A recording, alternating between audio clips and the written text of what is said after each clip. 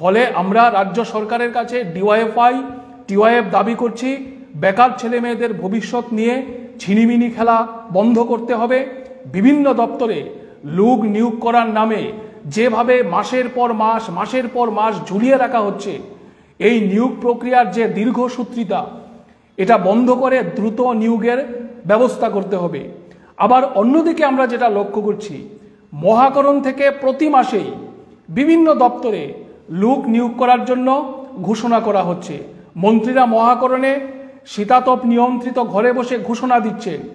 যে দপ্তরগুলোতে লোক নিয়োগের ঘোষণা দেওয়া হচ্ছে, দুর্ভাগ্যজনকভাবে ওই দপ্তরগুলোতে নিয়োগের বিজ্ঞপ্তি জারি হচ্ছে না।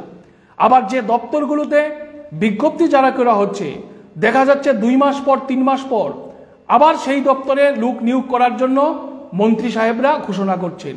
ফলে বেকার ছেলে মেয়েদের চাকরি নিয়ে যে কেলোর কীর্তি আজকে আমাদের রাজ্যে চলছে, এটা বন্ধ করতে হবে।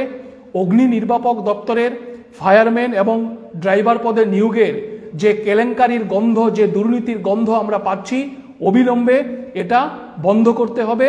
আমরা ডিওয়াইএফআই এবং টিওয়াইএফ এই দাবি করছি এবং রাজ্য সরকারের কাছে আমাদের বক্তব্য, অন্যান্য দপ্তরগুলোতে যেভাবে নিয়োগ প্রক্রিয়াকে ঝুলিয়ে রাখা হয়েছে, এই নিয়োগ প্রক্রিয়া দ্রুত সম্পন্ন করতে হবে।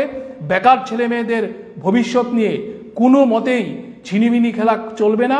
এই দাবিতেই আমরা আগামী দিনে ডিওয়াইএফআই এবং টিওয়াইএফ আগামী এপ্রিল মাসের 19 তারিখ থেকে মে মাসের প্রথম সপ্তাহ পর্যন্ত রাজ্যের 8টি জেলায় আমরা বেকারের কর্মসংস্থানের দাবিতে, শূন্যপদ পূরণের দাবিতে, নিয়োগ প্রক্রিয়া দ্রুত সম্পূর্ণ করার দাবিতে, নেশার বিরুদ্ধে, দুর্নীতির বিরুদ্ধে আমরা জেলা পর্যায়ের